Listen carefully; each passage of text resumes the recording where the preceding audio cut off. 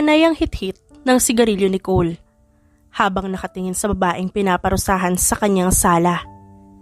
Nakaupo lamang siya habang pinapanood ang paghihirap ng babaeng iniputan siya sa ulo ng 2 beses. Wala siyang puso habang panay ang hingi ng tawad ng babae sa kanya. Pero ni pagkibot ng bibig ni Cole ay hindi niya ginawa. "Cole, patawarin mo na ako, pakiusap. Hindi ko na kaya. Hindi ko kagustuhan na lokohin ka dahil tinakot lamang ako." "Tinakot ka? Pero hindi ka natakot sa kaya kong gawin sa'yo. Kapag nalaman kong niloko mo ko, mas iniisip mo ang takot mo sa kanila. Pero sa akin hindi." Walang ganang tanong ni Cole sa babae. "Patawarin mo ako, Cole. Cole, tulungan mo ako." Hinging tulong ng babae, ngunit hindi nadaig ng awa si Cole. Hinayaan niyang magdusa ang babae sa kanyang harapan. Ang hagulhol nito na hindi nagbigay ng kahit konting pagkislot. Hanggang sa mawala na ito ng malay. Ibinalik ni Cole ang pudpud na sigarilyo sa kanyang ashtray at saka tumayo. Ang makisig nitong katawan, ang malaanghel na muka, ngunit kalaki pa matinding kasamaan. Walang inuurungan, mapabata man o matanda. Basta humadlang sa buhay niya, ay hindi siya mangingimi na alisin ito sa kanyang landas. Siya si Cole Del Gracia, ang panganay sa lahat ng Del Gracia Brothers. Ang masalimuot nitong naging buhay, ang nagbigay ng malaking pagbabago sa dating malambing at mabait na si Cole. Isa siya sa inampo ng isang mafia lord. Siya ang nangunguna sa kanilang 12 na magkakapatid na Del Gracia. "Tumawag na ba ang iba? May balita na rin ba sa pinapahanap ko sa'yo?" Tanong ni Cole sa kanang kamay niyang si James. Simula nang mabuwag nilang magkakapatid ang sariling imperyo ng ama, naging tahimik ang pamumuhay nilang magkakapatid. Sila na ngayong magkakapatid, ang may tangan ng imperyo ng ama, at wala ni numan ang makakasira nito. Nakausap ko na si Dace, Cash, Vince, Trey, Troy Brett, Paul, Jewel, Zeke, Luke at Thor. Uuwi daw sila sa mga susunod na araw. Matapos silang patayuin ang imperyo niyo sa iba't ibang lugar. Tungkol naman sa babaeng pinapahanap mo, kasalukuyan kaming nagpalaro ng 1,000,000. May 10 babae na ang naglakas loob na sumali. Nandito sa tangan kong folder ang mga impormasyon nila. Ikaw na lamang ang pipili kung sino ang gusto mo sa kanila. Sabi ni James. Sinulya pa ni Cole ang folder na sinasabi nito. Kaya kahit wala sa kondisyon, nagawa niya pa ring buksan ito. Bumungad sa kanya ang 10 mga babae na magaganda at mayayaman. As usual, hindi ito ang tipo niya. At wala siyang magagawa kundi maghanap pa rin ng ibang babae na papasa sa standard niya. Kailangan niya na magkaroon ng pamilya dahil hindi na siya bumabata. Isa sa pangarap ni Cole ang magkaroon ng sariling pamilya na mamahalin siya dahil hindi niya ito naranasan sa kamay ng ama niyang inampon siya. Ang 10 babaeng yan ay mga anak ng kilalang bilyonaryo sa Pilipinas. Ang iba naman dyan, mga modelo at galing sa makapangyarihang pamilya. Wala na bang iba? Bored na tanong ni Cole at tinapon ng mga larawan ng babae na hindi niya mapusuan. Wala ka bang nagustuhan? Tanong pa ni James. Ngunit sa paglipat ni Cole ng pahina, isang larawan ng babae na malaanghel ang ganda ang nakaagaw sa atensyon niya. Who's this? Tanong niya kay James. Napakislot si James nang mapansin ang larawan ng pamangkin na aksidente niyang nailagay doon. Pasensya na sir, pero hindi kasali ang babaeng yan sa pagpipilian. Mukhang nagkamali ako nang ayusin ko ang mga larawan. Ani James. I won't repeat myself, James. Sino ang babaeng to? Anong pangalan niya at taga saan siya? Kinilabutan si James sa pinapakitang ugali ni Cole. Mas nanaig sa kanyang takot para sa pamangkin. Sir, hindi talaga kasama ang babaeng yan sa listahan. Pamangkin ko siya at ang pangalan niya ay Ava Manalo. Isa siyang elementary teacher sa probinsya. Pasensya na, sir. Sabi ni James. I want her. Sir, hindi kasali ang pamangkin ko sa mga babaeng nasa listahan. Hindi napigilan ni James na magtaas ng boses dahil natatakot siya para sa pamangkin. I won't repeat myself, James. I want your niece to be my bride. Hahadlangan mo ko o gusto mong pasabugin ko ang bungo mo ngayon mismo sa harap ko? Dumagundong ang boses ni Cole sa buong mansyon. But she is innocent, sir. Wala siyang alam sa ganitong bagay. Please, bilang kanang kamay mo, sir, have mercy. Hayaan mo ang pamangkin ko. Lumuhod pa si James sa binata, kahit malabo pa sa sikat ng araw na pagbigyan siya nito. Hindi kaya ni James na dalhin sa kapahamakan, lalo na sa magulo niyang mundo ang pamangkin. Sila na lamang ang natitira na magkamag-anak, dahil na rin sa isang mapait na aksidente na bumawi sa buhay ng mga magulang nila. Ang dalaga ay isang inosente at mabait na dalaga na kayang itaya ni James ang buhay, wag lamang ito mapahamak.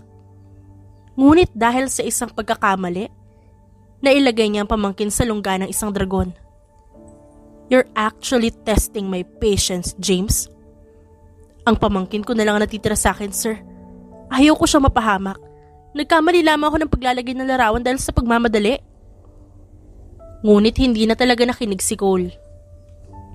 Hinugot niya ang baril at walang pagdadalawang isip na binaril si James sa hita. Hindi nakagalaw si James sa pagkagulat at sakit, lalo na nang umagos ang dugo niya sa maputing lapag. Kung hindi mo gustong ibigay sa akin ng kusa ang pamangkin mo, ako mismo ang kukuha sa kanya. Dapat kilala mo na ako, James. Kung anong naisin at gustuhin ko, hindi ko titigilan hanggat hindi ko nakukuha. Ngayon, ang pamangkin mo ang gusto kong angkinin. Saad nito, bago naglakad paalis. Naiwang lumuluha si James para sa buhay ng pamangkin na kay tagal niyang iningatan na huwag malaman ng malagim niyang trabaho. Galit na galit siya sa kanyang sarili dahil hindi pa rin niya kayang protektahan ang dalaga matapos ng ilang taon na pagsusumikap niya na maging makapangyarihang tao. Isang dalaga ang masayang nagtuturo sa mga bata sa ikalawang baitang. Ito ang naging trabaho ni Ava sa loob ng 3 taon simula nang umalis siya sa kanyang dating trabaho. Ang trabaho niya noon ay isang agent. Dahil sa kagustuhan na makaiwas sa magulong buhay, iniwan niya ito. Teacher, bakit po kaya ang layo ng stars sa atin? Hindi po ba natin sila pwedeng lapitan? Tanong ng isang estudyante kay Ava. Hindi, dahil ilang libong milya ang layo niyan sa atin. Maliit man sila makikita. Mula sa atin, ako, higante ang mga yan na kayang sumira ng planeta. Paliwanag ni Ava sa mga bata, kaya mas lalong kumislap ang mga mata nila. Kung ganun po, teacher, mas malaki po ang buwan? Oo, ang buwan ay napakalaking planeta, ngunit mas malaki pa rin ang planeta natin.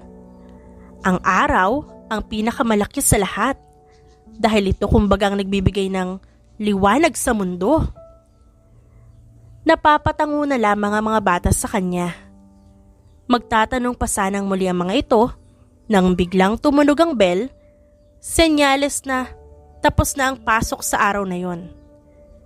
Kanya-kanyang labas ang mga ito, kaya naiwan si Ava sa loob ng silid upang ayusin ang classroom bago ito iwanan. Pasado 6:00 na siya na makauwi dahil tinapos na rin niya ang lesson plan para bukas. Ngunit sa paglalakad niya sa di kadiliman na daan, napansin niya ang isang sasakyan at 2 tao na nakasunod sa kanya. Muling bumalik ang takot niya noon na ganito rin dahil ayaw niya na magkaroon pa ng kahit anong ugnayan sa dating buhay. Binilisan niya ang paglalakad hanggang sa bumilis din ang pagsunod sa kanya ng 2 lalaki. Nagulat pa siya nang makabungguan ng isang napakatangkad na lalaki. Pasensya na po. Hindi ako tumitingin sa dinadaanan ko. Aniya pa. Are you lost, baby girl? Sabi pa ng lalaki Kaya hindi naiwasan ni Ava na magtaas ng tingin. Palihim pa siyang napasinghap nang makita kung gaano kagwapo ang binatang nasa harapan. Ang madilim nitong mga mata, malaking pangangatawan, lalo na ang maputing balat na kaiinggitan mo. Nanonood ka ba ng 365 Days, sir? Wala sa loob niyang tanong sa lalaki. Kaya naman, napamura ito ng malutong. Kakaiba ka pala talaga. Mas lalo ako nagkaroon ng dahilan para kunin ka.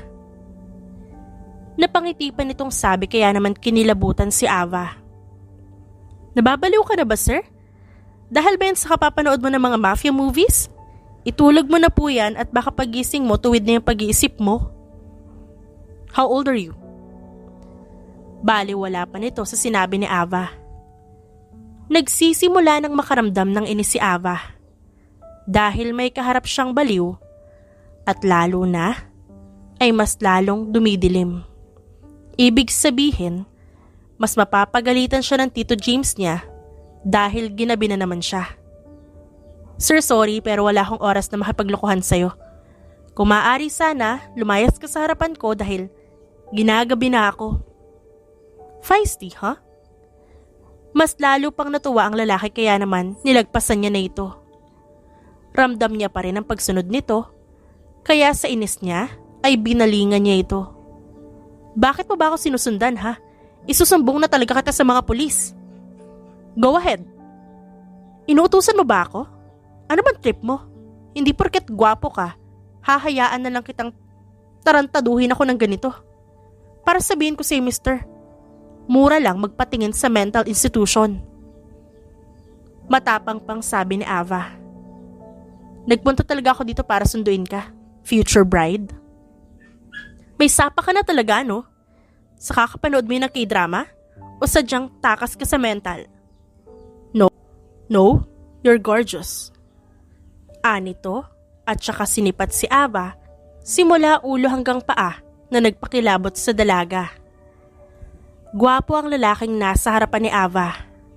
Ngunit ang itsura at tindig nito ay hindi niya gusto. Mapanganib ang nakikita niya sa lalaki. Makapangyarihan at nakakatakot dahil sa nararamdaman niyang presensya nito. Ano ba talagang kailangan mo sa akin, ha? Hindi mo ba alam na nasa harapan tayo ng school? Wala na rin mga dumadaan na estudyante at sasakyan. Umuwi na kayo dahil mamaya lamang may mga pulis na mag-iikot dito. Sabi pa ni Ava. Hulaan mo kung anong kailangan ko sa'yo. Mukha ba ako si Madam Oring? Kung gusto mo pala na hinuhulaan ka, pasensya ka na at hindi ako ang tamang tao para dyan. Kung may mata ka, nakikita mo naman siguro kung anong trabaho ko, di ba?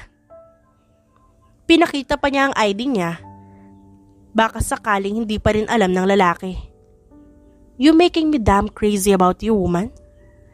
Ngayon lamang ako nakaramdam ng ganito sa tanang buhay ko. Ang mabaliw sa isang babaeng hindi ko naman talaga kilala. Mukha nang may sapak sa ulo ang binata sa mga sinasabing katagang yon. Mukha itong gwapong manyakis na hindi alam ang pabalik sa mental hospital. Sa ayos ito, mukhang galing sa mayamang pamilya. O isang mayamang pamilya dahil na rin sa branded at lahat ng nasa katawan nito ay mamahalin. Baliw ka na nga talaga. Kaysa magalit ang lalaki, lumapit ito kay Ava at mas lalo pa siyang tinitigan.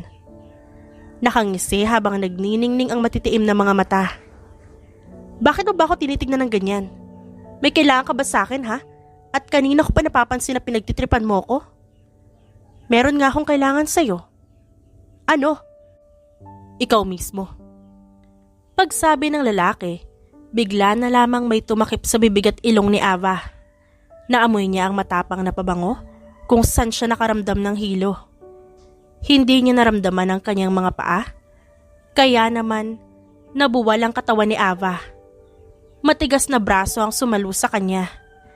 Dinig pa niya ang huling sinabi nito na hindi talaga makakalimutan ni Ava. Nice meeting you, my future bride. Nalinti ka na. Yan ang naisambit ni Ava sa kanyang isipan. Lalo na nang mapansin niya ang isang lalaki na hindi niya akalain na makikita niya sa ganitong sitwasyon. Nawala na ng malay si Ava at hindi na nga alam ang sumunod pang nangyari. Palabasin niyo ako dito, mga buwisit kayo! Tito James, ba't mo nagawa sa akin tong kalokohan na to? 3 oras nang nagsisisigaw si Ava sa loob ng silid, kung saan siya ay kinulong na magaling niyang tito at ang lalaking baliw na dumukot sa kanya. Nakasuot din siya ng gown pangkasal at binantaan na kapag sinira niya o hinubad ang gown ay papatayin siya nito. Nakaramdam ng takot si Ava, ngunit hindi sapat yun upang pumayag siya sa gusto ng lalaki. Hanggang ngayon ay hindi pa rin nakakausap ni Ava ang Tito James niya kung bakit ito nagawa sa kanya.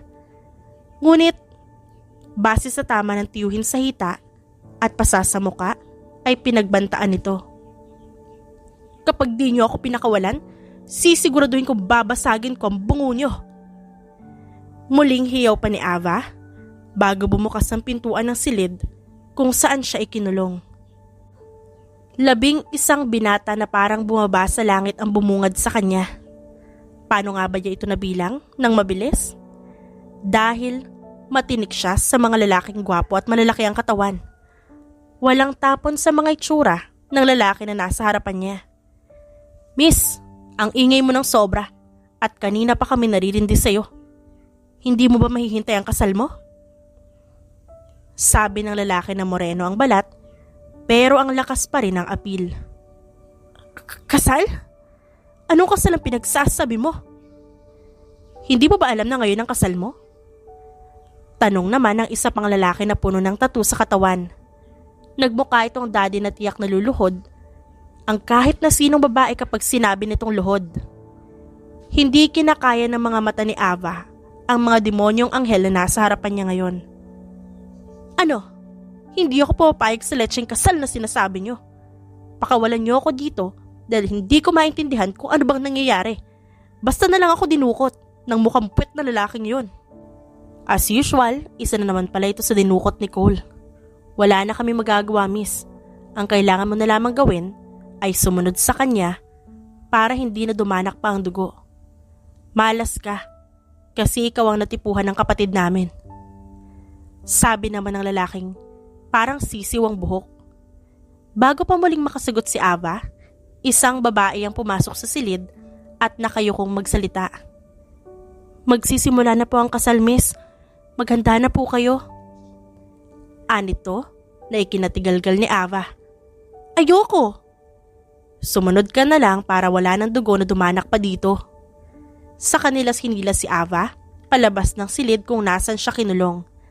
Dinala siya sa isang lugar na sobrang ganda dahil sa mga bulaklak na nagkalat sa lapag, idagdag pa ang design sa paligid. Ganito ang kasal na pinapangarap ni Ava, pero hindi sa ganitong paraan na sapilitan ang ginawa sa kanya.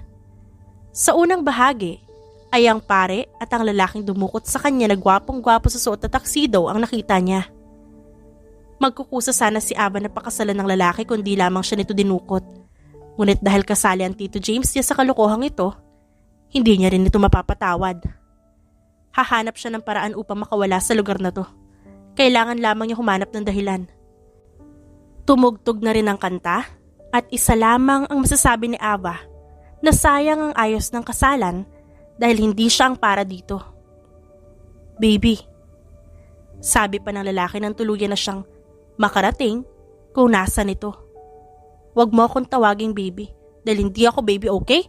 Adult na ako kung di nakikita ng mga mata mo. Hasik ni Ava, kaya naman umismid ang pari na nasa harapan nila. I don't care, baby pa rin kita.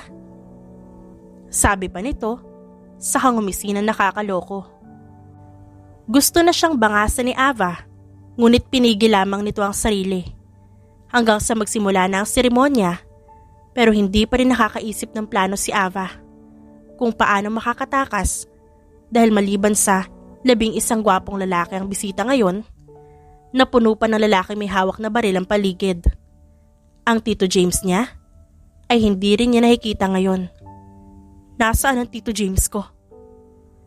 Tanong niya sa lalaki matapos isuot sa kanya ang singsing. Hayaan mo muna ang tito mo dahil buhay pa siya. Isuot mo na sa akin ang singsing para matapos na to. Bakit ako? May kamay ka hindi ba? E di isuot mo sa sarili mo. Hasik na naman ni Ava, kaya naman napataas ang kilay ni Cole. Alam kong matapang ka babae, pero sa ganitong oras, alisin mo muna yan dahil kasal natin to. Ikaw lang ang may gusto ng kasalan na to. Ipapaalala ko lamang sa'yo, kaya ikaw magsuot niyan sa sarili mo. Really? Hindi mo talaga isusuot sa akin yan? Nagbabanta pa ang tingin ni Cole, pero hindi man lang nasindak ang babae. Huwag mo kong tignan ng ganyan dahil baka bulagin kita. Kung akala mo masisindak mo ko, huwag ka nang umasa dahil hindi ako takot mamatay. Napawawa mga kapatid ni Cole dahil sa sinabi ng babae. Maski ang pare ay natawa ngunit kinasa na lamang ni Cole ang baril kaya nagsitahimikan ng lahat. Uulitin ko ang sinabi ko, babae. Isuot mo na sa akin ang singsing o hindi tayo matatapos dito. Eh di hindi. Kahit abutin pa tayo ng Pasko dito. Bibilangan talaga kita babae ka. Dahil hindi porket hinahayaan kitang sagot-sagutin ako, ay papalagpasin ko na ang ginagawa mo ngayon. Babala ni Cole, pero hindi pa rin natinag si Ava. Sumuko si Cole kaya siya nang kusang nagsuot ng singsing sa kanyang daliri. Nagsitawa na naman ang mga kapatid niya, kaya naman sinamaan niya ng tingin ng mga ito. Huling seremonya ng pare ang "You may now kiss the bride", kaya pinigilan nito ni Ava. Hindi pwede, father. Hindi ko hahalikan ng damuhong yan. But why? Ito ang huling seremonya ng kasal natin, tsaka nagtutbrush naman ako. Inis na sabi ni Cole dahil kanina pa siya nagiinit sa babae. Ano naman ngayon? Kahit ubusin mo pa ang toothpaste niyo, wala akong pakialam. Hindi kita hahalikan dahil hindi kita gusto. Again, magugustuhan mo rin ako? Ayaw paawat ni Cole. Dahil masyado nang matagal ang kasal, nagkusa na si Cole na hapitin ang balakang ng babae at hinalikan nito sa noo. Nagpalakpakan pa ang lahat ngunit hindi si Ava. Dahil hahanap siya ng paraan upang makatakas sa kasalang ito. Kahit na malagay pa sa kapahamakan ng buhay niya. Natapos ang kasalan kaya naman nalasing na ang lahat. Tahimik namang nakaupo si Ava sa kanyang upuan habang ang lahat ay nagsasaya. Kumuha siya ng tiyempo upang makaalis sa lugar na yon. Ngunit hindi pa siya nakakadalawang hakbang nang harangan siya ng isang malaking lalaki. Hindi ka po pwedeng umalis, madam. Dahil umalis si sir. Pupunta na ako ng banyo. Tura naman ni Ava. Oo, wala ang magaling niyang asawa. Dahil merong biglang tumawag rito kaya umalis muna ito pansamantala. Sasamahan kita. Bakit ikaw? Ikaw rin ba ang magbababa ng panty ko, ha? Sa tingin mo ba, makakawala ako sa dami niyong lahat? Saka babae ako? Kunwari pang galit kaya naman nag-alangan ng lalaki. Sige po, madam. Basta bumalik po kayo agad. Sabi na lamang nito, kaya ngiting tagumpay si Ava na nakapunta ng banyo. Wala siyang makitang kakaiba sa banyo dahil ni bintana ay wala o kahit ang maliit na lagusan sa kisame ay wala. Nangatal siya at nagsimulang magpanik dahil wala siyang ibang madadaanan. Mabuti na lang at isang katulong ang pumasok sa banyo. Nagulat pa ito na makita si Ava. Akmang yuyuko ito nang batukan ni Ava kaya naman nawalan nito ng malay. Pasensya na po at kailangan ko lang makawala sa lugar na to. Aniya, saka pinagpalit ang mga damit nilang dalawa. Bago siya lumabas ng pintuan, sinigurado ni Ava na walang makakapansin. Hanggang sa tuluyan na nga siyang makaalis sa lugar na yon. Pero may isa pa siyang problema. Dahil ang pinaglabasan niyang mansyon ay nasa gitna ng gubat. Paano siya makakalabas sa gubat nito ng buhay? Sinundan niya ang daanan hanggang sa isang oras din siyang naglakad at sa wakas, nakalabas siya ng kagubatan at pumara ng sasakyan.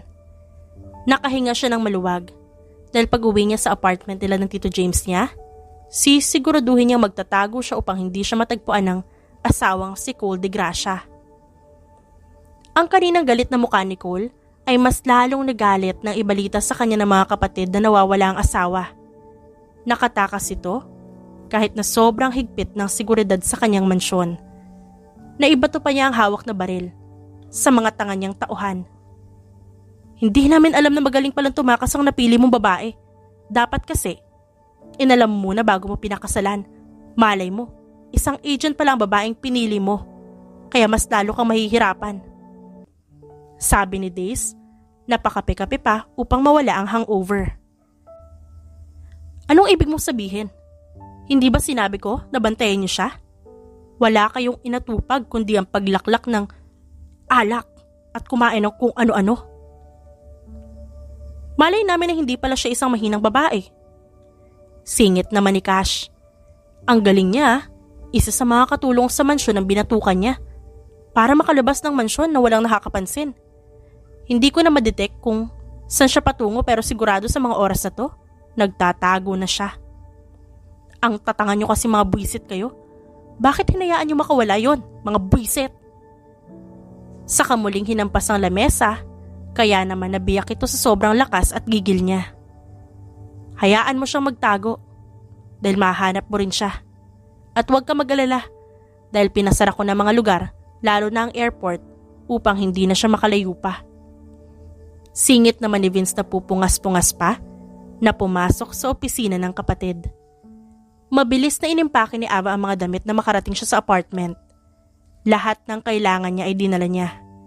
Hindi na muna siya magtuturo at tinawagan ng prinsipal ng paaralan. Wala na siyang oras upang ipaliwanag pa kung bakit. Nakita pa niya ang motorbike ng Tito James niya, kaya ito ang ginamit niya upang makaalis.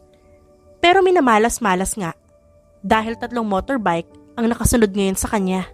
2 kotse at pamilya ng isa sa nakasakay sa motorbike.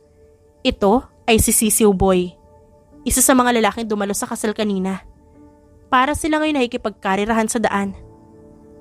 Naghanap ng paraan upang mailigaw ang mga ito ngunit nagawa pa rin siyang sundan. Sister-in-law, huwag ka nang tumakas dahil hindi ka makakawala sa amin. Kanina pa galit na galit ang asawa mo. Ilang tao na ang namatay dahil sa'yo. Sigaw pa ng isa sa mga lalaki naka-motorbike. Tantanan niyo ko dahil wala kayong makukuha sa akin. At wala akong pakialam sa inyo. Isa pa wala akong asawa. Malakas pang sigaw ni Ava at mas pinaharurot pa ang motorbike. Pero sa kasawiang palad, isang sasakyan ang humarang sa iisang daan na maaaring daanan ni Ava. Wala siyang nagawa kundi ang tumigil. Sabi naman sa'yo, huwag ka nang tumakas dahil hindi ka makakawala sa amin. Bakit ba hindi niyo ako hayaan ha? Ano bang kasalanan ko sa inyo? Isusumbong ko talaga kayo sa mga pulis. Sa tingin mo pa may maniniwala sa'yo? Wala, dahil hawak din namin ang mga pulis. Mas mabuti pa kung sumama ka na lang ng maayos para naman wala ng duguan dumanak. Hindi ako sasama sa inyo. Ba't ako sasama sa taong dinukot lang ako at pinilit magpakasal? Sasama ka sa akin o pagsisisihan mo ang katigasan ng ulo mo. Si Cole na ngayon na bumaba sa sasakyan. Sa likuran ni Cole ang Tito James niya na nakayuko. Tito James, ano ba talaga nangyayari? Nag-angat naman ang tingin sa kanya si James at puno ng pag-aalala ang mga mata nito. Sasabihin ko sa'yo, Ava, basta sumama ka na lang sa amin para wala na maging problema. Pero Tito, alangan pang sabi ni Ava, sumama ka na lang at ako nang bahala magpapaliwanag sa'yo sa mga nangyayari. Wala nang nagawa si Ava kundi ang pakinggan ng Tito James niya. Dahan-dahan siyang lumapit sa lalaking si Cole na nakayuko. Dinig pa niya ang sinabi nito ngunit hinayaan niya na lang. Tahimik siyang sumakay sa sasakyan na labag sa kalooban niya. 3 oras pinaliwanag ni James ang katotohanan sa pamangking si Ava. Noong una ay galit na galit ang dalaga. Pero nang maunawaan nito ay saka lamang kumalma. Ano ba kasi ang ginagawa ng larawan ko sa mga impormasyon na yun ha? Saka bakit hindi mo sinabi sa akin na parte ka pala ng grupong to at kanang kamay ka na isang mafia boss? Tito, alam mo ba na nasa kapahamakan ng buhay mo niyan? Hindi mo rin sinabi na isa kang Agent Ava. Napatigil si Ava sa pagsasalita, saka umiwas ng tingin. Anong gagawin ko ngayon? tatanggapin na lang na asawa ko si Cole. Ano pa nga ba? Wala na tayong magagawa kundi tanggapin ang nangyari. Hindi ka naman pakakawala ng isang yan, kaya tanggapin mo at turuan ang sarili mo na pakisamahan siya ng maayos. Paano ang trabaho ko? Naisip ni Ava ang trabaho pati na ang mga mahal niyang estudyante. Pakiusapan mo si Cole dahil hindi ka naman pagbabawalan yan. Na bumalik sa dati mong buhay basta wag mo lang siyang gagaguhin at wag mo lang susuwayin. Parang ang hirap naman po yata ng gusto mo, Tito. Makita ko palang pagbumukha niya, banas na ako. Sumimangot pa si Ava dahil naiinis pa rin siya sa tuwing nakikita si Cole. Mabait naman si boss, sadyang mainitin lang ang ulo niya at mahilig manigaw, pero mabait naman siya. Talaga ba, Tito? Ba't parang labas yata sa ilong yung mga sinasabi mo? Hindi na muling nakasagot pa si James dahil tumunog na ang suot na relo. Senyales na tapos na ang pakikipag-usap sa pamangkin. Bakit tumunog yung relo mo? Aalis ka na ba, Tito? Iiwan mo talaga ako sa baliw na lalaking yun? Nanlalaki pa ang mga mata ni Ava. Mag-asawa kayo, Ava. Wala na akong karapatan pa sa'yo. Dahil siya na ang asawa mo ngayon. Maniwala ka sa akin. Mabait siya at kahit mainitin ang ulo niya, hindi kanya magagawang saktan. Sabi ng kanyang tsuhin bago ito lumabas ng silid niya. Tito, susundan sana ni Ava ang tiyuhin nang pumasok sa loob ng silid si Cole, na siyang asawa niya na. As usual, suot na naman ito ang itim na business suit kung saan para itong modelo na lumabas sa magazine. Anong ginagawa mo dito? Hindi pa kami tapos mag-usap ng tito ko. Tapos na, dahil tayo naman ngayon na mag-uusap. Sabi naman ni Cole, saka hinila si Ava patungo sa kama. Ngunit nanlaban ng babae. Anong gagawin mo, ha? Bakit mo ako hinila papuntang kama? Sigaw pa ni Ava. I just wanna cuddle. Patanong pa nitong sabi kaya naman napatanga ang dalaga. Cuddle? Bakit? Mukha ba akong unan, ha? I'm tired, wife.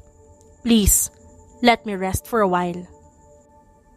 Lumamlam ang boses ng lalaki, kaya naman parang hinaplos ang damdamin ni Ava. Naramdaman talaga niya ang pagod ng asawa, ngunit naiinis pa rin siya. Eh di matulog ka. Nasa akin ba ang mga mata mo? Umiwas pa siya ng tingin. Hindi na nakipagtalo pa ang lalaki at naglakad patungong kama. Humiga nga ito ng walang pasabi, kaya naman nagtaka ng labis si Ava. Akala ko ba mag-uusap tayo? Yeah, please speak up. Hindi na ako magtataka at di ko gagawin ng mga ayaw mo, pero sa isang kondisyon. Pagsisimula ni Ava, wala na rin naman siyang magagawa kundi tanggapin na asawa niya na ang lalaking nabuhalang ito at mas pipiliin niyang maglagay ng boundary dahil wala talaga siyang nararamdaman para dito. Gusto ko sanang bumalik sa trabaho ko sa pagtuturo at sana wag mo akong papasundan at magagawa ko pa rin ang mga ginagawa ko noon. Ano naman ang mga ginagawa mo noon aside sa pagtuturo? Tanong pa ng lalaki, kaya naman napaiwas ng tingin si Ava. Wala naman, tulad ng paglabas kasama ng mga kaibigan ko. Boy o girl? Ah? Mahalaga pa ba kung lalaki o babae ang mga kaibigan ko? Ang kaninang pagod na mukha ni Cole ay napalitan ng iritasyon. Girl, okay? Bumalik din sa dating itsura ang mukha nito na sagutin niya. Alright. Pagpayag nito. Ngayon ako naman ang magsasalita. Gusto ko, lumayo ka sa mga lalaking kakausapin ka o hahawakan ka kundi makakapatay ako. Pangalawa, magpaalam ka sa akin kung saan ka pupunta para hindi ako mag-alala sa'yo. Pangatlo, every time na gusto kitang hawakan, yakapin at halikan, hindi mo ako itutulak. Sabi ni Cole na nagpanganga kay Ava. Seryoso ka ba dyan? Yes, I agreed with your conditions, right? Ngayon, kailangan mong sundin ang kondisyon ko. Nagkatitigan pa sila na parang hinihila ng mga mata nila ang pagkatao ng isa't isa. Kaya naman sa bandang huli, sumuko na rin si Ava. Sige, kapag hindi mo sinunod ang gusto ko, pasensyahan na lang tayo. Naiintindihan mo ba, Cole? Kapag di ka sumunod sa mga gusto ko, wala din ako susundin sa mga sinabi mo. Again? Sabi pa ni Cole. Nagtaka naman si Ava dahil mas lalo pang lumawak ang ngiti ng lalaki. Anong again? Sabi ko, naiintindihan mo ba, Cole? Yeah, say my name again, wife. Nangaakit pa nitong sabi sa kanya, kaya naman napatitig si Ava sa asawa. Cole? Pagsunod naman niya. Good, now come here at gusto ko magpahinga. Utos pa nito, kaya naman kahit labag sa kalooban ni Ava, ay lumapit siya sa asawa. Humiga siya sa tabi nito at saka nito ipinulupot ang mga kamay sa bewang niya. 1 minuto lamang at nakatulog na ang lalaki. Kaya naman ipinikit na rin ni Ava ang mga mata. Pagod siya at saka na lamang niya iisipin ang problemang to. Ang daming nangyari sa gabing to. Kaya naman ipagpabukas na lamang niya ang lahat ng problema. 1 linggo at nakabalik na si Ava sa dati niyang buhay. Nakabalik na rin siya sa pagtuturo ngunit hindi pa rin siya tinitigilan ni Cole sa madalas nitong pagiging bossy at saka mainitin ang ulo. Nasanay naman si Ava sa madalas nitong pagiging kwala dahil sa madalas na pagyakap sa kanya. Teacher, sino po ang poging lalaki na nasa labas? Inosenteng tanong pa ng estudyante niya, kaya mabilis na tumingin sa labas ng bintana si Ava. Naroon si Cole habang naninigarilyo at pinapanood ang dalaga. Nanlisik ang mga mata ni Ava dahil sa ginagawa ng asawa, kaya dali-dali itong naglakad palabas ng silid-aralan. Ano na namang ginagawa mo dito? Hindi ba sabi ko huwag kang pupunta dito at magsisigarilyo? Hindi ka pwedeng makita ng mga estudyante ko at baka gayahin ka. Naiinis na sabi ni Ava sa lalaki. Sorry, gusto lang kitang sunduin.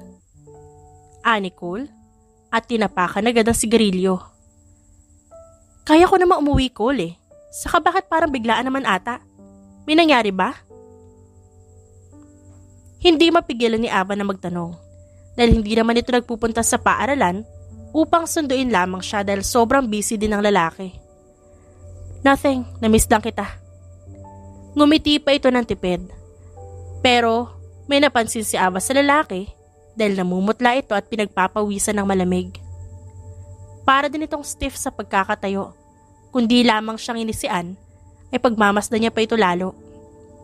Huwag mo kong tingnan ng ganyan dahil kinakabahan ako. Para bang gusto mo na ako meriendahin? Biro pa nito, kaya naman mas lalong nangasim ang mukha ni Ava. Sige, pauwi na rin kami niyan. 5 minutes at lalabas na ako. Sabi ni Ava at muling bumalik sa classroom. Tulad ng sinabi ni Ava, natapos ang klase niya at lumabas na ng silid. Naabutan niya si Cole na nakaupo sa labas ng playground at mas lalong sumama ang mukha nito. Pero hindi matukoy ni Ava kung ano nga bang mali. Inalalayan pa siya pasakay ng sasakyan, kaya wala na siyang sinabi. Okay ka lang ba?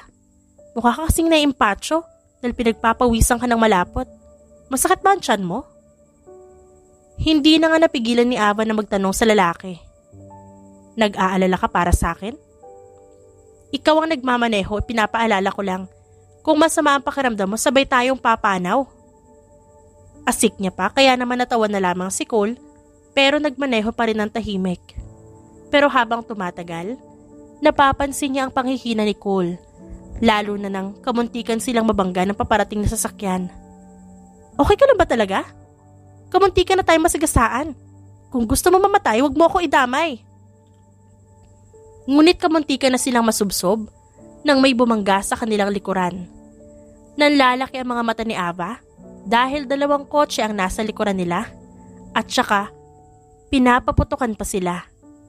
Mabilis na kinambyo ni Cole ang gas at pinaharurot ito ng mabilis. Sino sila? Kalaban mo? Ba't nila tayo pinapaputukan? Sigaw pa ni Ava kaya naman mas kumapit siya sa hawakan. Put your seatbelt on dahil kailangan nating mailigaw ang mga hayop na yan. Pinapaputukan talaga sila ng mga ito. Kaya naman, hindi alam ni Ava kung paano magtatago sa ibaba. Wala ka bang baril? Tanong pa niya. What are you going to do with the gun? Kakainin. Malamang gagamitin para hindi tayo mamatay. Alam mo kung paano gumamit? Nag-aalalang tanong pa nito. Kaya napairap si Ava. Malamang, dati akong agent. Oh God, nasa na bang baril mo? Sigaw niya dahil konti na lang at tatamaan na sila ng bala. Inabot ni Cole ang baril sa gilid ng tagiliran at inabot sa kanya. Kinuha ito ni Ava at saka binuksan ang bintana ng sasakyan at saka pinaputukan ng mga lalaking humahabol sa kanila. Tinamaan niya ang gulong ng isang sasakyan kaya naman tumama ito sa pader. Bumalik siya sa loob ng sasakyan upang humingi ng panibagong bala. Nang mapansin niya ang basang bagay sa lapag ng sasakyan. May tama ka? Tanong ni Ava. Nanginginig ang boses niya nang tanungin ng binata. Mas lalong tagaktak ang pawis nito at ang namumutlang muka. Nilapitan siya ni Ava at kinapaang siya nito. Nakita niyang tinamaan ito sa tagiliran kaya napadaing ito. Puno ng pulang likido ang kamay ni Ava nang alisin ang kanyang kamay sa tagiliran ng lalaki. Nagsimula na siya magpanik dahil sa dami ng dugo. Ba't di mo sinabing may tama ka? Maliit lang naman to at malayo sa bituka. Hey, sino nagsabing umiyak ka? Malayo to sa bituka kaya huwag kang umiyak dyan. Para naman ako mamamatay niyan. Nahihirapang biro ni Cole. Kinuha ni Ava ang huling bala na nakita niya at ipinutok ito sa direksyon ng huling kotse na sumusunod sa kanila. Tumama iyon sa puno kaya naman naging mabagal na ngayon ang takbo nila. Cole? Hindi na napigilan ni Ava ang mga luha niya. Ito ang dahilan kaya hindi siya bumalik sa pagiging agent dahil binawian ng buhay ang kaibigan sa mismong harapan niya. I'm okay. Ngunit pumikit na si Cole. Buong lakas na tinulak ni Ava si Cole patungong shotgun seat upang siya na ngayon na magmaneho. Sa tagal niyang hindi nakakapagmaneho ng sasakyan, isang himala na nakarating sila ng mansyon ng buhay at walang gasgas ang sasakyan. Tito James, tulungan niyo kami. May tama si Cole. Pagwawala ni Ava na makapasok sila ng mansyon. Nag-unahan naman sa paglabas ng tatlong lalaki na sina Dace at Cash at Ray na mukhang kagigising lang din. Ano nangyari at bakit may sumisigaw? Ani Dace at mabilis na nilapitan ng babae. May tama si Cole. Hagulhol nito. Kumalma ka lang. Hindi mamamatay ang masamang damo na yan. Kumalma ka. Pagpapakalma naman ni Dace sa kanya. Binuhat ni Cash at Ray si Cole papasok ng mansyon at biglang lumabas si Brett na may dalang gamit. Inihiga nila si Cole sa malaking sofa at sinira ang damit nito. Napatikom ng sariling bibig si Ava nang makita ang dalawang tama ng baril sa tagiliran ng lalaki. Ito ang iniinda ng lalaki nang hintayin siya nito sa paaralan. At kaya siya sinundo dahil alam ng lalaki na may nakasunod at nasa panganib ang buhay niya. Mas lalo siyang naiyak dahil bakit nga ba hindi niya makita ang kabutihan ng lalaki? Bakit lagi na lamang siya naiinis sa lalaki kahit wala naman itong ginagawang masama sa kanya? Tumahan ka na dahil hindi mamamatay ang asawa mo. Isang masamang damo yan. Sabi ni Brett habang nililinis ang tama ni Cole. Tinahipan nito ang tama ng lalaki at pagkatapos ay nilagyan ng swero sa kamay. Hinayaan na muna nila makapagpahinga si Cole at dinala naman si Ava sa silid nito upang makapagpahinga na rin. Pero pasado 10:00 ng gabi, nang pumuslit si Ava sa loob ng silid ni Cole upang bisitahin ang asawa. Tulog pa rin ito at namumutla. Marahil sa dami ng dugo na nawala sa lalaki. Hindi na naman niya napigilan ng pagbagsak ng mga luha sa mata. Cole, gising na please. Paos na paos niyang bulong. Tanga ng kamay ni Cole habang lumuluha. Ang lahat ng trauma na naranasan ni Ava noon ay bumalik. Bigla siyang nakaramdam ng takot na huwag mawala sa kanya ang asawa. Ngayon lamang siya muli natakot ng ganito. Natakot na bigla na lamang mawala sa buhay niya ang lalaki. Hindi na ako magpapasaway, pangako yan. Tsaka, mamahalin na rin kita basta mabuhay ka lang, peste ka. Hagulhol pa niya. Hindi napansin ni Ava na kanina pagising si Cole habang pinapanood ang asawa na umiiyak at umaatungal sa harapan niya. Hindi na rin niya maitago ang ngiti sa labi dahil ito ang matagal niyang hinahangad na maging mahalaga siya sa asawa niya. Really? Gagawin mo na ang lahat at hindi ka na magpapasaway? Pinahina pa niya ang boses upang maging kapanipaniwala na kagigising niya at nanghihina pa siya. Cole? Yes, baby? Hindi ka naman mamatay, di ba? Hindi. Dahil hindi mo pa ako minamahal kaya hindi pa ako pwedeng mamatay. Mas lumapit sa kanya si Ava habang nakayuko at nahihiya na magtaas ng ulo. Totoo ba lahat ng sinabi mo? Tanong pa ni Cole. Tumango naman si Ava bilang sagot at hindi pa rin makatingin ng diretso kay Cole. Hindi ka na magiging sakit ng ulo, ganun ba? Makikinig ka na sa mga sasabihin ko? Hindi ka na lalabas muna? O kung lalabas ka ay kailangan kasama ang isa sa amin. Pero bakit? Dahil nalaman na nila ang tungkol sa'yo. Para mapabagsak kami, kailangan mong mamatay. Sagot ni Cole. Sandaling napaisip si Ava sa sinabi ng lalaki. May punto ito. At isa na sa halimbawa ang nangyari sa kanila kanina. Sige, payag na ako. Alright, halika na dito dahil kailangan ko ng energy para makabawi sa mga tamang natamo ko. Sabi ni Cole. Tumabi naman si Ava sa lalaki at dahan-dahang humiga dahil baka matamaan niya ang sugat nito.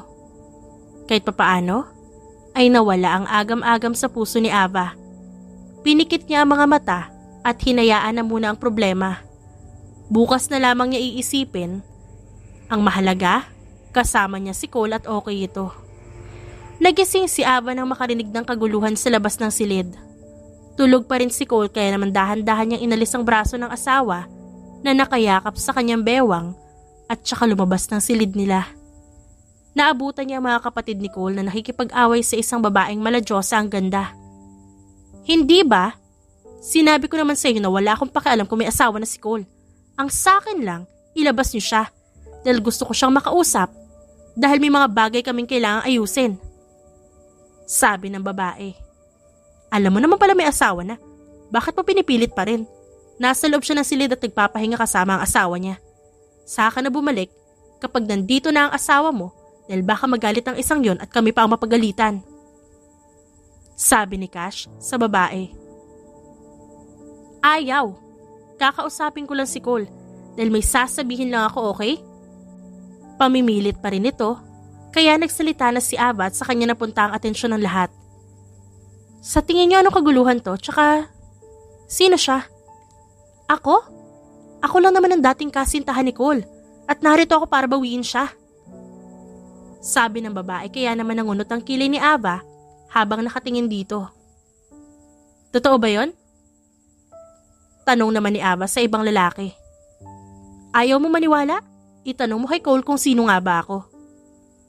Sabi pa ng babae, pero bago ito makapagsalitang muli, bigla na lamang pumasok si Day sa sala at may dalang 2 baril.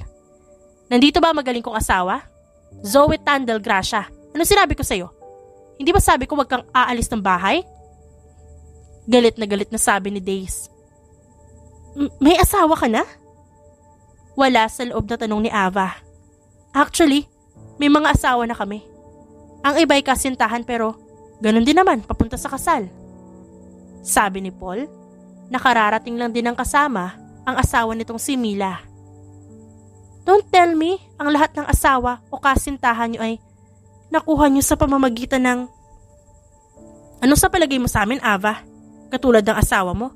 Syempre hindi. Sagot naman ni Zeke. Pero gusto ko makita si Cole dahil may sasabihin ako. Balita ko ay naaksidente siya kaya nandito ako. Pamimilit pa rin talaga ng babae. Ano naman ang sasabihin mo sa akin, stupid? Biglang singit ni Cole. Nag-alala bigla si Ava na makita ang lalaki sa tapat ng pintuan. Binatangan pa nito ang tagiliran, ngunit wala na ang swero sa kamay. Ba't ka tumayo? Hindi ka pa dapat tumatayo. Paano ako hindi tatayo? Bigla ka na lang nawala sa tabi ko. Saad pa nito? Kaya naman namula ang magkabilang pisngi ni Ava. Babalik naman ako agad. 5 minuto ka na dito. Katwiran naman ni Cole. Cole! Sigaw muli ni Zoe, na asawa ni Days.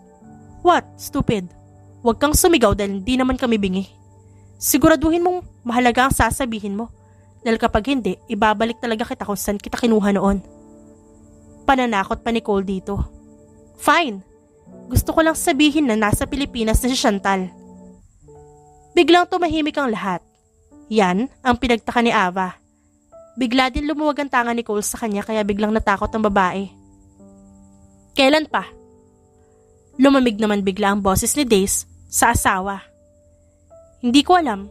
Basta nakita ko lang siya nito nakaraang araw habang nagsha-shopping ako. Nagkausap din kami. At ang sabi niya ibabalik siya. Si Chantal, ang babaeng kinababaliwan ni Cole noon. Ngunit dahil mas pinili ng babae ang ama kaysa sa kanya, dahil hindi siya makapangyarihang tao tulad ng ama, hindi nagulat si Cole dahil bumalik ito. Kumulo ang dugo niya dahil panigurado ay may gagawin itong masama sa asawa. Sino si Chantal? At bakit parang galit kayong lahat? Tanong ni Ava dahil hindi niya makaya pa ang curiosity na nararamdaman. Nothing. Sagot ni Cole at tinawag ang mga kapatid upang mag-usap sa opisina nito. Naiwan si Zoe at Ava kaya naman ngumiti siya ng alangan sa babae. Inaya niya pa ito na umupo sa sofa at pinaghanda ng merienda. Alam ko nag-iisip ka ngayon kung sino si Chantal, pero mas mabuti pa siguro kung itanong mo na lang sa asawa mo kung sino siya. Sabi ni Zoe. Hindi mo ba pwedeng sabihin sa akin kung sino siya? Bakit gano'n na lamang ang galit nila sa babaeng yun? Wala talaga ako masasabi sa'yo, kundi ang babaeng yun ay mapanganib. Kaya kung makita mo man siya, iwasan mo agad. Mas mabuti kung sabihin mo agad sa asawa mo. Saad ni Zoe, bago nito sinundo ang asawa. Naging palaisipan tuloy kay Ava kung sino ang babaeng ito at kung bakit ganito na lamang kakaiba ang nararamdaman niya. Bakit bigla na lamang siyang nakaramdam ng takot, lalo na sa naging reaksyon ng asawa. Napansin ni Ava ang asawa na palabas ng opisina nito. Ganun pa rin ang itsura ng lalaki, hindi maiguhit na para bang may ikinagalit. Maski nga ang sugat nito ay hindi ininda at parang walang benda na naglakad patungo sa kanya. Cole, ano bang nangyari? Pwede mo pang sabihin sa akin kung ano yung nangyayari? Pagsalubong niya agad dito. Nothing, may kailangan lang akong ayusin. Pero, isang tingin lang ay iginawad ni Cole kay Ava, kaya natahimik ito. Wala na siyang lakas pa ng loob upang magtanong. Bagkus, nagbaba siya ng tingin. Kung kailan napapatunayan niya nang may nararamdaman siya para sa asawa, saka naman nagkakaroon ng problema. Doon pa nagkakaroon ng malaking hadlang sa pagsasama nila. Kung di sana siya nag-inarte, siguro naging maayos ang lahat. May aayusin lang ako. At ikaw, huwag ka munang lalabas ng mansyon. Tandaan mo, ipinangako mo sa akin. Nasusunod ka sa akin, di ba? Sabi ni Cole, bago ito tuluyang umalis. Isang magandang babae ang bumunot ng baril at saka itinutok ito sa lalaking puro duguan ang itsura na nakahandusay sa lapag. Hindi niya nagustuhan na ibinalita nito sa kanya dahil hindi siya makakapayag na mawala na lamang ng ganun kadali sa kanya ang lalaki. Paano kung ikaw mismo kaya ang umalam kung totoo ba ang sinasabi ng tauhan mo? Kesa naman pumatay ka dyan dahil wala namang magbabago kung totoong kasal na si Cole sa ibang babae.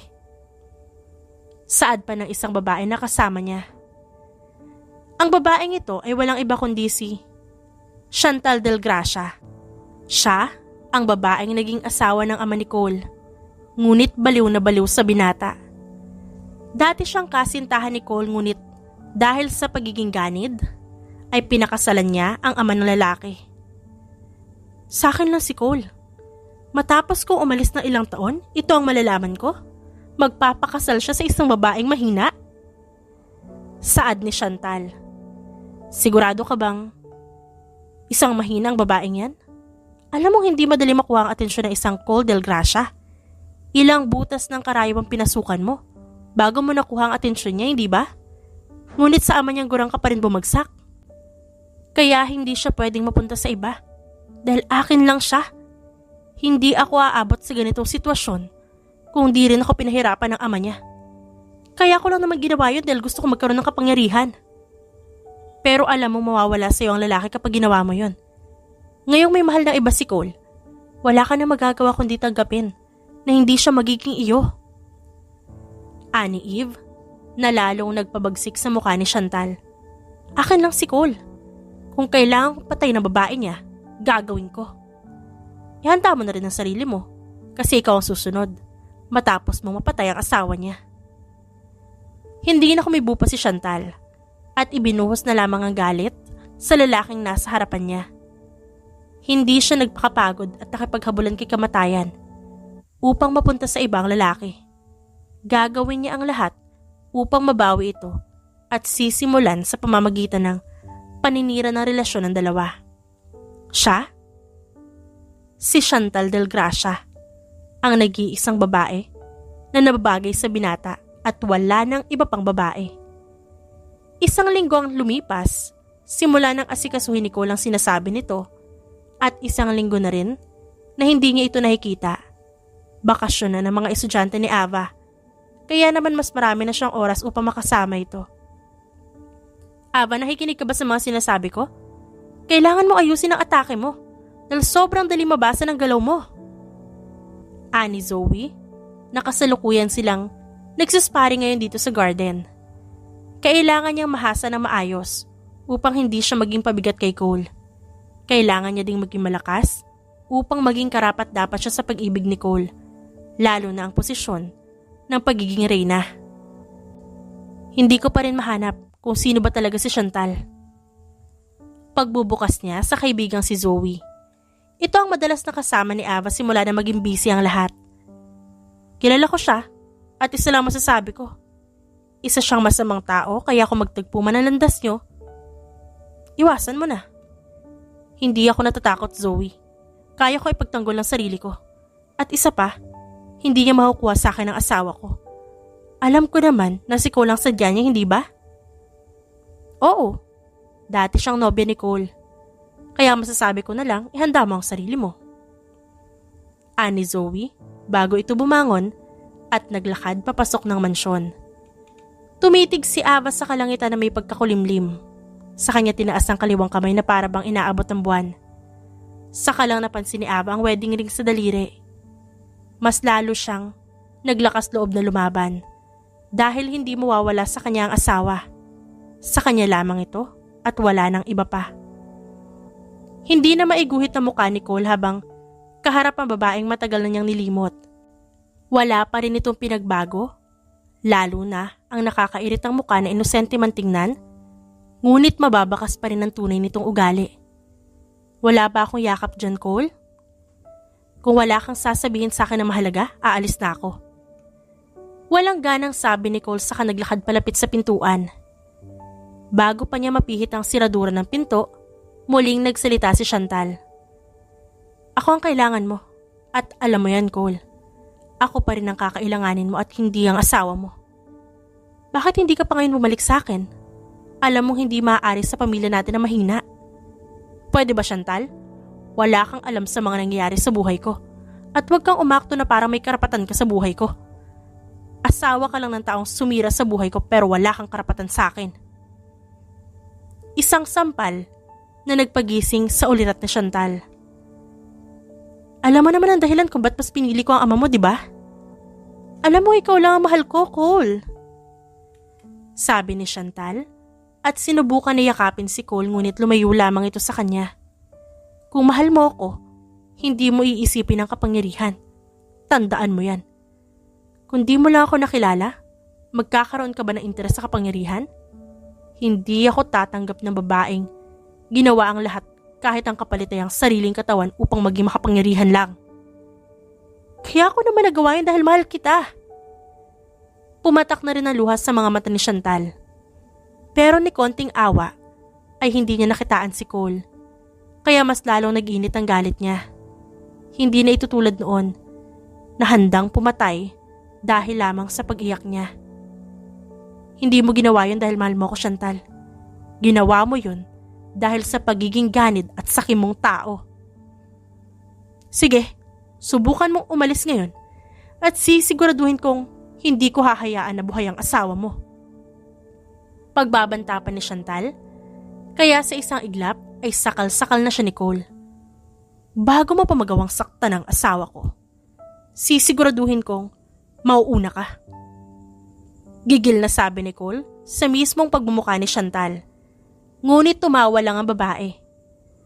Kung magagawa mo ako mapatay, Cole, kung kaya mo. Bago pa makabunot ng baril si Cole, bigla na lamang ito bumagsak sa lapag.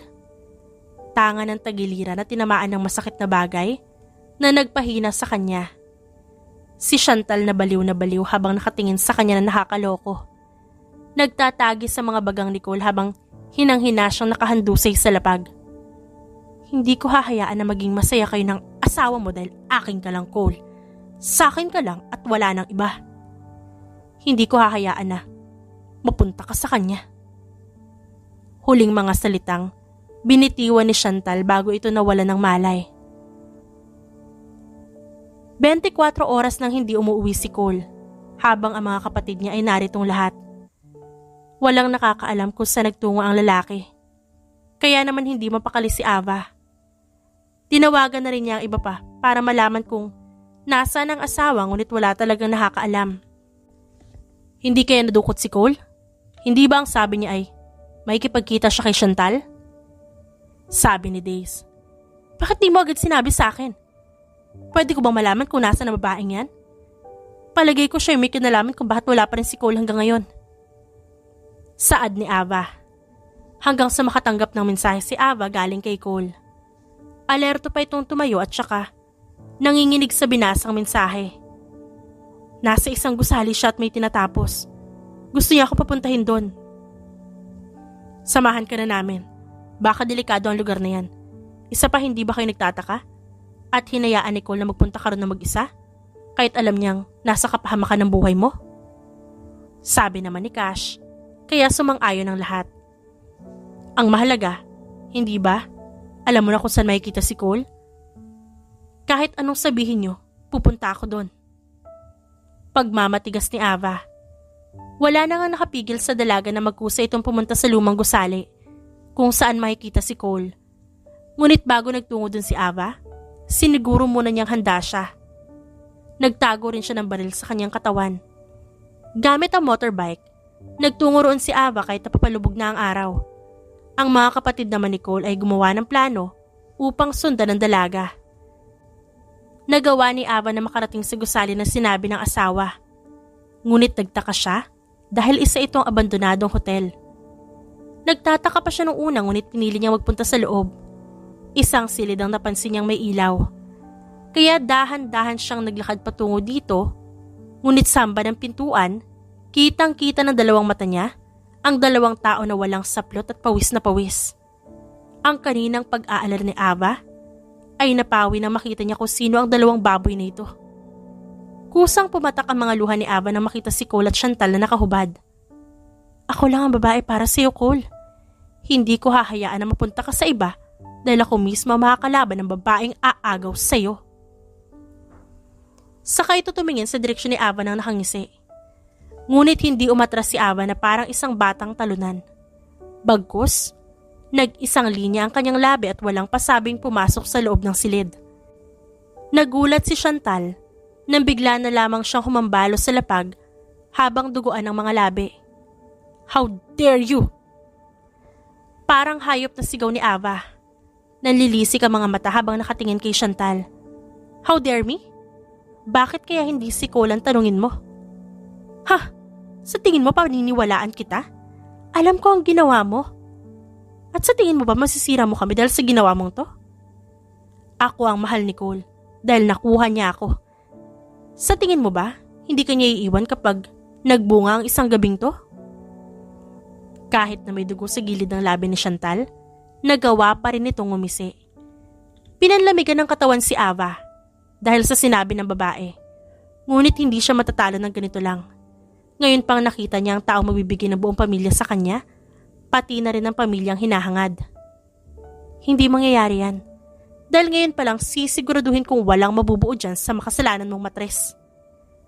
Sumugod si Ava patungo kay Chantal, kaya naman 3 lalaki ang lumitaw sa likuran ni Ava. Ikaw ang hindi nasisinaga ng araw, dahil ngayong gabi pa lang sisiguraduhin kong paglalamayan ka. Sumugod ang 3 lalaki kay Ava na may dalang armas. Nagawa itong maitumba ni Ava, kahit na may daplis na siya sa kanyang balikat.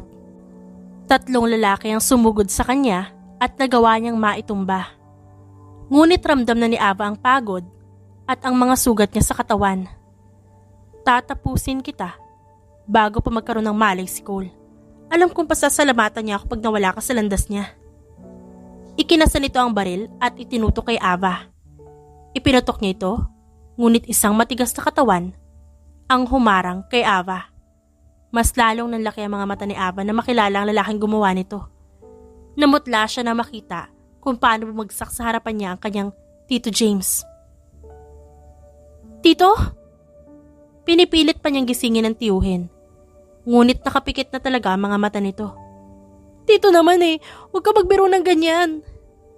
At mas niyugyug ang katawan nito, ngunit hindi na muling gumising ang kanyang mga mata. Pumasok na rin sa loob ng gusali ang mga kapatid ni Cole. Nanlaban pa si Chantal ngunit wala itong nagawa nang kalad ka rin ni Cash palabas ng gusali ng walang saplot. Days, si Tito James ko. Hinging tulong pa ni Ava sa lalaki. Pero ang mas kinagulat niya ay ang barilin nito ni Days. Mahihimatay na sana si Ava nang magbura ng sunod-sunod ang Tito James niya. Siraulo ka ba, Days? Paano kung tinamaan talaga ako? May babalik mo ba ang buhay ko? Sigaw pa nito. Tito! Umiiyak na tawag ni Ava. Dinala nila si Cole sa ospital dahil sa lakas ng droga sa sistema nito. Natulog ito ng 2 araw upang makabawi ng lakas. Hindi umalis si Ava sa tabi ni Cole kahit na araw-araw itong nakikiusap sa lalaki na imulat na ang mga mata. Mabuti naman at pumayag ka na mag-almusal dito. Simula na ma-ospital si Cole. Hindi mo na rin iniwan ang lalaking yon. Hindi pa yan mamamatay. Ani Zoe. Gusto ko lang na kapag gumising siya ako ang una niya makita. Asus! Ganyan din ako kay Days noon. Lahat ata ng luha isinuka ko na magising lang siya. Tas na magising siya, nagsisisi ako dahil nabigyan na naman ako ng sakit ng ulo. Tumawa pa ito ng pagak. Napangiti na rin si Ava dahil sa kakulitan ng babae. Ito din ang ilang araw na nangulit sa kanya na kumain at magpahinga. Ngunit nagmatigas siya. Mabuti pa bumalik ka na sa silid ng asawa mo at baka gumising na ang isang yon. Nakakain ka na rin naman saka nakapagbihis ng bagong damit. Ava, kahit ano pang hirap ng sitwasyon, huwag mong pababayaan ang sarili mo. Dahil kapag nagkasakit ka pa, sino na mag-aalaga sa'yo? Ramdam ni Ava ang pag-aalala sa boses ni Zoe. Salamat, lagi kong tatandaan ang sinabi mo, Zoe. Ikaw din, huwag ka na magpasaway dahil naawa ako kay Days. Masyado nang tumatanda at kumukulubot ang balat niya dahil sa problema sa'yo. Biro pa ni Ava kaya naman napaismid si Zoe. Naglakad na si Ava patungo sa silid ni Cole. Dala ang mga bulaklak na pinitas niya sa labas bago siya kumain. Napansin niyang bumukas ang pintuan ng silid, kaya naman nagmamadali siyang pumasok. 2 doktor ang tumitingin kay Cole, nagising na. Cole! Aligaga pa siyang lumapit sa lalaki, ngunit blanco ang tingin nito sa kanya. Maayos na ang lagay ni Mr. Del Gracia. Konting pahinga pa at makakabalik na siya sa dating routine. Salamat, Doc. Sabi pa ni Cash, saka umalis na ang doktor. Muling tumingin si Ava sa lalaki dahil napansin niyang parang may kakaiba dito. Hindi siya magawang tingnan, lalo na ang alisin nito ang tangan niya, kaya nakaramdam siya ng paninikip ng dibdib. Cole, may problema ba? May masakit ba? Who are you? 3 salita na gumunaw sa mundo ni Ava. Nagtataka si Ava na tumingin kay Cash at kay Days, Brett at Paul na papasok ng silid. Hindi mo ako kilala? Asawa mo ako, Cole. Really? Wala akong matandaan na may isang anghel ako na pangasawa. Biro pa nito. Cole naman kung kailan mahal na kita ganito pa ang gagawin mo. Aniya, saka umatungal ng iyak ng sobrang lakas. Bakit di mo ako matandaan? Hindi naman naalog ang utak mo Kung ganito din pala sana, mas mabuting naghiwalay. Sino nagsabi maghihiwalay tayo? Subukan mo dahil ikukulong talaga kita sa kwarto. At saka kita aanakan para wala ka na talagang kawala. Cole! Lumambot ang mukha ni Cole at saka niyakap ang asawa. Hinayaan niya itong umiyak ng umiyak sa bisig niya. Sorry na. Hindi ko naman alam na ganito ka pala kabaliw sa akin. Isa na lang talaga. Babala pa ni Ava dahil nahihiya siya. Nakalimot na siya na nasa tabi niyang 11 pugo. I'm sorry, huwag ka nang umiyak. Dahil kahit ikaw pa mismo ang makipaghiwalay sa akin, hahabulin at ikukulong kita. Huwag ka rin umasa na iiwan kita. Kasi malabo yun. Mas mabuti na lamang na kumain ako ng bubog kesa mawala ka. Mahabang salaysay pa ni Cole. Sinabi mo yan dahil ako mismo ang gagawa ng bubog na kakainin mo. Gatong naman ni Ava. Nagtawa na ng lahat dahil sa kabaliwan ng dalawa. Damay na rin sila sa problemang kinakaharap ng bawat isa. Pero may isang napatunayan ng mga Del Gracia brothers. Natagpuan na nila ang babaeng kanilang mamahalin habang buhay.